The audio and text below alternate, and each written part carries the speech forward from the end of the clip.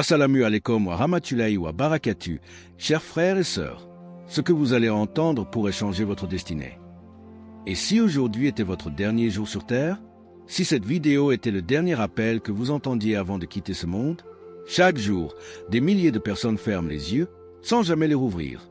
Riches, pauvres, jeunes, vieux, la mort ne choisit pas. Et pourtant, nous vivons comme si elle n'existait pas, comme si nous étions éternels. Mais la vérité, c'est que la mort est la seule certitude de notre existence. Elle est proche, imprévisible et inévitable. Ce n'est pas un sujet pour faire peur, c'est un rappel vital, un réveil pour l'âme. Dans cette vidéo, nous allons parler de ce que l'on évite trop souvent, ce qui se passe après votre dernier souffle, ce que disent le Coran et la Sunna, et surtout, comment se préparer avant qu'il ne soit trop tard. Alors écoutez bien, car chaque mot pourrait être le dernier que vous entendrez avant de rencontrer Allah. Avant de commencer, pensez à liker la vidéo, à vous abonner et à activer la cloche pour ne rien manquer. Partagez cette vidéo avec vos proches car ces connaissances peuvent littéralement changer une vie. Le rappel brutal de la réalité. Chaque jour, plus de 160 000 personnes meurent dans le monde. Cela fait environ 2 personnes par seconde. Pendant que tu lis ces lignes, des âmes quittent leur corps. Certaines s'y attendaient, d'autres non. Parmi elles, des enfants qui n'ont pas eu le temps de vivre. Des jeunes qui faisaient des projets, des adultes en pleine santé, des croyants, des égarés. Toi, moi, personne n'est à l'abri.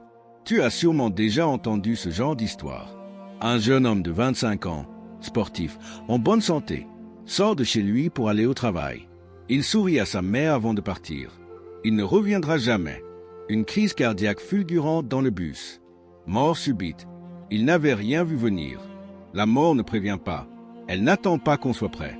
Elle ne distingue pas le riche du pauvre, ni le pieux de celui qui se perd dans la dunya. Elle vient, à l'heure exacte, ni une seconde de plus, ni une seconde de moins.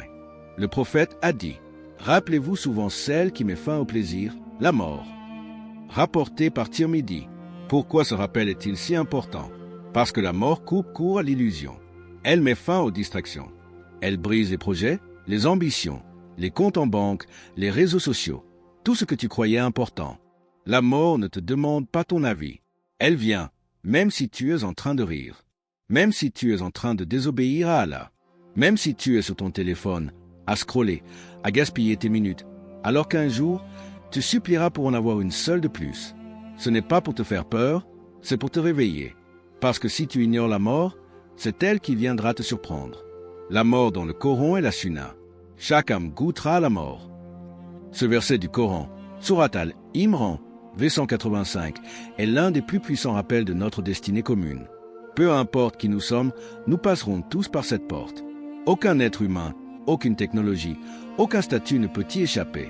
Dans un autre verset, Allah dit, « Où que vous soyez, la mort vous atteindra, même dans des tours fortifiés. » Surat An-Nisa, V78.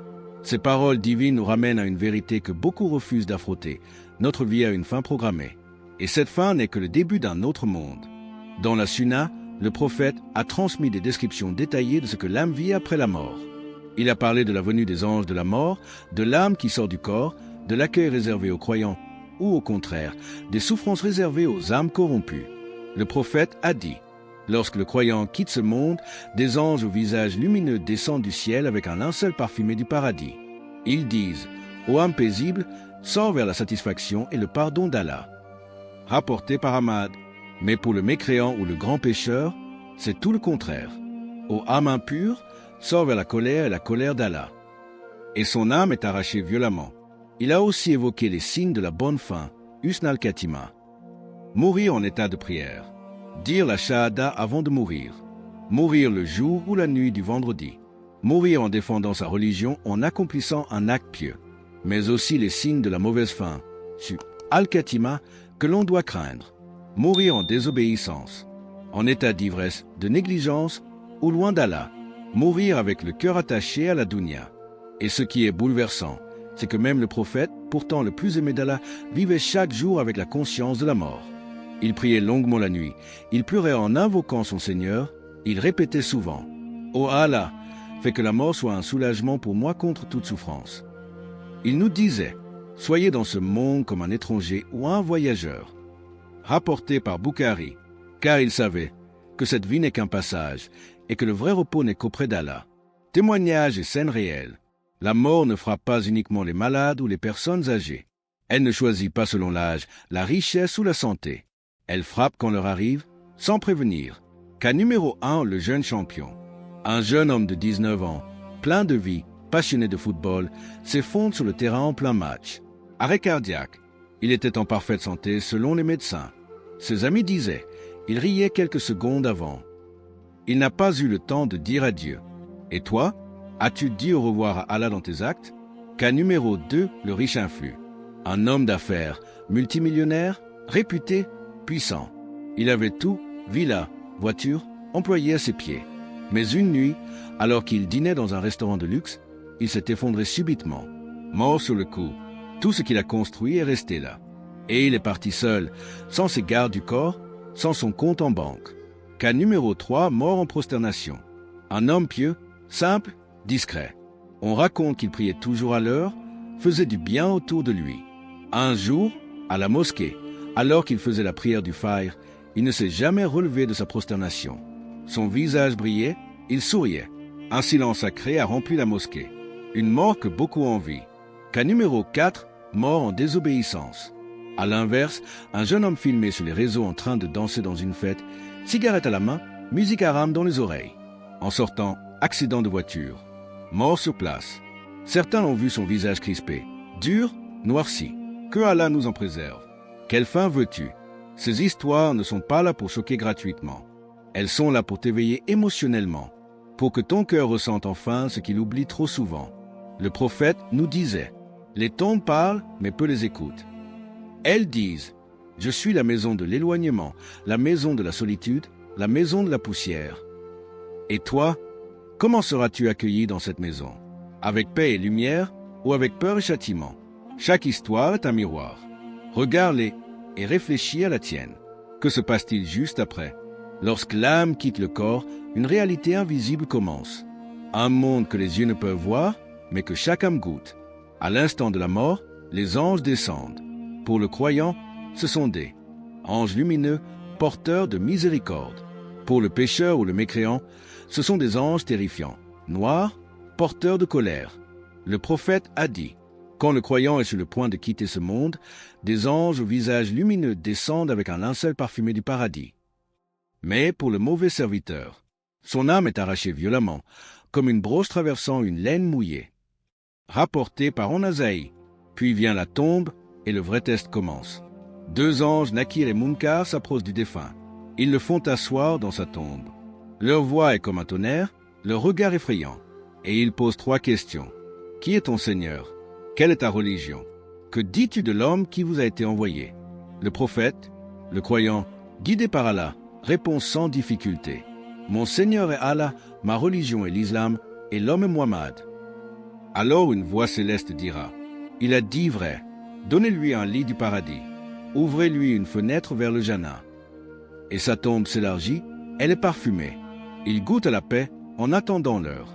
Mais celui qui vivait dans l'oubli, l'hypocrisie ou la désobéissance sera incapable de répondre. Il dira, « Hein, je ne sais pas, j'ai entendu les gens dire quelque chose, alors je l'ai répété. » Alors une voix dira, « Il a menti, donnez-lui un lit de feu, ouvrez-lui une fenêtre vers l'enfer. » Et sa tombe se referme sur lui, l'écrase, l'oppresse. Des serpents et des flammes l'entourent. Et il crie, mais personne ne peut l'entendre. Ce qui vient après la mort est plus réel que cette vie même. Et tout commence dans la tombe. C'est là que tu sauras si ton au-delà sera une paix éternelle ou un regret sans fin. Le regret éternel. Lorsque la mort frappe, tout s'arrête. Les opportunités s'éteignent, les actions se figent et les regrets deviennent éternels.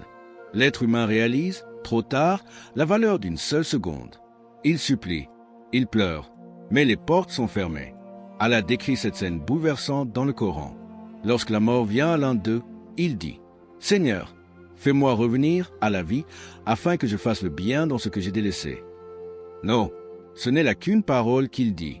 Derrière eux, il y a une barrière, barzakh, jusqu'au jour où ils seront ressuscités. Sourate Al-Mumina, versets 99 à 100. Le regret est intense, brûlant, mais inutile. Le prophète nous a appris que le mort ne souhaite pas plus d'or, de maison ou de succès dans la dunya. Il souhaite un seul retour. Pas pour vivre, mais pour faire une prière, donner une sadaka, prononcer une fois la ilaha illa Allah. Mais cette demande n'est jamais acceptée. Regarde le cas de Firoun, l'un des pires hommes de l'histoire. Toute sa vie, il a défié Allah, prétendu être une divinité, persécuté les croyants. Mais au moment de se noyer, dans les derniers instants de sa vie, il reconnaît la vérité. Je crois qu'il n'y a de divinité que celui en qui les enfants d'Israël croient. Et je suis du nombre des soumis. Sourate Yunus, V90.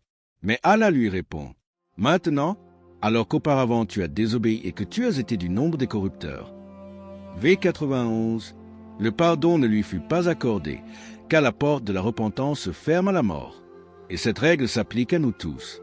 Combien de gens disent « Je ferai ma prière plus tard, je ferai le Hajj quand je serai vieux, je me repentirai un jour. » Et la mort vient avant le un jour. Ne laisse pas ton âme supplier dans l'obscurité de la tombe. Pleure aujourd'hui, tant que tes larmes ont encore un sens. Pourquoi on oublie la mort? Si la mort est certaine, inévitable, quotidienne, alors pourquoi l'oublie-t-on si facilement? Pourquoi vit-on comme si elle n'existait pas? La réponse est simple, la dunya nous distrait. Nous sommes absorbés par nos téléphones, nos écrans, nos séries, nos notifications. On court après l'argent, les likes, la reconnaissance, la mode. On s'accroche à nos passions, à nos désirs, à nos péchés. On parle de tout, sauf de l'essentiel. Chaque jour, Shaitan te souffle. Tu as le temps. Tu es jeune. Repens-toi plus tard. Il te fait croire que tu peux vivre sans Allah, que tu n'as pas besoin de changer tout de suite. Il t'endort avec des plaisirs éphémères pendant que la tombe se rapproche. Et dans cette société moderne, on a effacé la mort des discours. On ne parle plus du sens de la vie, du jour du jugement, de la tombe. On veut te faire croire que seul le présent compte, que la religion est un fardeau, que la spiritualité est une faiblesse. Mais en vérité, c'est notre oubli qui nous détruit. Car celui qui oublie la mort, oublie Allah. Et celui qui oublie Allah, vit perdu et meurt en aveugle. Ne soyez pas comme ceux qui ont oublié Allah. Allah leur a fait oublier leur propre personne. Sourate Al-Hajj, V19. Oublier la mort, c'est oublier pourquoi on est là. C'est courir après une illusion, jusqu'à ce que la vérité t'arrête net dans un cercueil. Alors pose-toi cette question sincère. Quand as-tu pensé à la mort pour la dernière fois? Préparer sa rencontre avec Allah. Si la mort est inévitable, alors la seule vraie question est, dans quel état vas-tu quitter cette vie? Le prophète a dit, chacun sera ressuscité dans l'état dans lequel il est mort. Rapporté par Muslim. Cela signifie que si tu meurs en prière, tu seras ressuscité en prière. Mais si tu meurs en désobéissance, qu'Allah nous en protège. La meilleure préparation à la mort, c'est le retour à Allah. Et ce retour commence par la tauba sincère. Pas une simple parole, mais une décision profonde. Regretter sincèrement ses fautes. Cesser immédiatement les péchés. Se fixer des objectifs pour se rapprocher d'Allah. Tu n'as pas besoin d'être parfait. Tu as juste besoin d'être sincère. Allah dit, « Dis, ô mes serviteurs qui avez commis des excès contre vous-mêmes, ne désespérez pas de la miséricorde d'Allah. » Sourate Az-Zumar, V53. Ensuite, il faut s'ancrer dans les petits actes constants, car ce sont eux qui transforment un cœur. Les 5 prières quotidiennes, ton lien direct avec ton Créateur. Le dhikr, se rappeler d'Allah dans le calme ou dans l'agitation.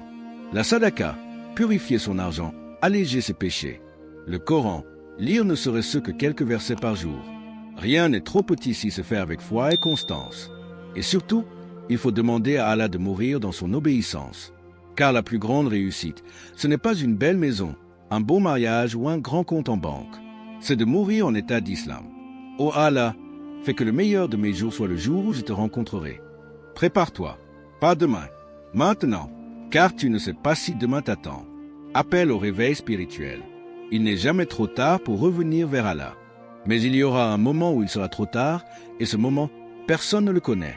Chaque jour que tu vis est un cadeau, un sursis, une chance de te reconnecter à ton Créateur. Ne la gaspille pas. Ne sois pas de ceux qui disent « Je changerai demain ». Car demain n'est jamais garanti. Le prophète a dit « Profite de 5 choses avant 5 autres, ta jeunesse avant ta vieillesse, ta santé avant ta maladie, ta richesse avant ta pauvreté, ton temps libre avant ton occupation, et ta vie avant ta mort. » Rapporté par Al-Hakim. Tu veux changer? Commence maintenant, même si c'est petit. même si tu tombes. Allah aime les repentants. Il aime ceux qui font un pas vers lui, même après des années d'éloignement. Mais tu dois avoir un objectif clair. Pourquoi es-tu sur cette terre? Où vas-tu? Quelle trace veux-tu laisser? Que vas-tu répondre quand on te demandera? Que as-tu fait de ta vie? Tu n'es pas né pour consommer, t'amuser, dormir et recommencer. Tu es né pour adorer Allah, répandre le bien, préparer ton éternité. Et tu n'es jamais seul. Même si tu as fauté, même si tu as honte, Allah t'attend. Il suffit que tu te lèves, que tu lèves les mains, que tu dises avec ton cœur: Oh Allah, je reviens vers toi. Ce simple pas peut changer ta vie et ta mort. Alors éteins les distractions, ferme les portes du doute et réveille ton âme, car elle a été créée pour bien plus grand que ce que ce monde offre. Nous avons vu ensemble une vérité incontournable. La mort viendra à chacun d'entre nous, sans exception, sans prévenir. Elle est le dernier acte de cette vie, le passage vers l'éternité. Le Coran nous rappelle que chaque âme goûtera la mort. Le prophète nous enseigne à vivre avec cette conscience, à préparer cette rencontre sacrée. Les témoignages poignants nous montrent que la mort peut frapper n'importe qui, à tout moment. Et surtout, la mort révèle la vérité de notre cœur, le jugement juste avant la résurrection. Mais il y a encore de l'espoir. La porte du repentir est grande ouverte aujourd'hui. Il n'est jamais trop tard pour revenir vers Allah, pour changer, pour purifier son âme. Le chemin est clair, la prière, le dhikr, la générosité, la sincérité et surtout la foi. Maintenant, je te pose cette question. Quelle est la première chose que tu vas changer aujourd'hui, avant que la mort ne vienne à toi? Peut-être c'est ta manière de prier, de penser, de parler, d'agir. Peut-être que c'est un pas vers le pardon, un acte de bonté, une décision de sincérité. Ne laisse pas ce rappel s'effacer dans l'oubli. Agis, même si c'est petit, même si c'est difficile. Parce que chaque action compte, chaque effort est une lumière dans l'obscurité. Pour finir, le prophète nous a laissé un conseil précieux. Vis dans ce monde comme un étranger ou un voyageur. Rapporté par Bukhari. N'oublie jamais que cette vie est un passage, une étape, un test. Prépare-toi pour la vraie demeure, celle qui ne connaît ni fin, ni séparation. Que Allah te guide, te protège, et fasse que ta mort soit douce, pleine de paix, et ta rencontre avec lui pleine de miséricorde. Si tu as aimé cette vidéo et que tu veux en apprendre plus sur les bonnes manières de communiquer avec respect et bienveillance, alors, like cette vidéo pour soutenir le message. Abonne-toi pour ne pas rater les prochaines vidéos. Partage cette vidéo avec tes proches pour qu'ensemble, nous puissions répandre plus de bienveillance. Merci d'avoir regardé jusqu'au bout. Dis-moi en commentaire quelle question t'a déjà mis mal à l'aise et comment tu aimerais que les gens communiquent avec toi. À très bientôt pour une nouvelle vidéo.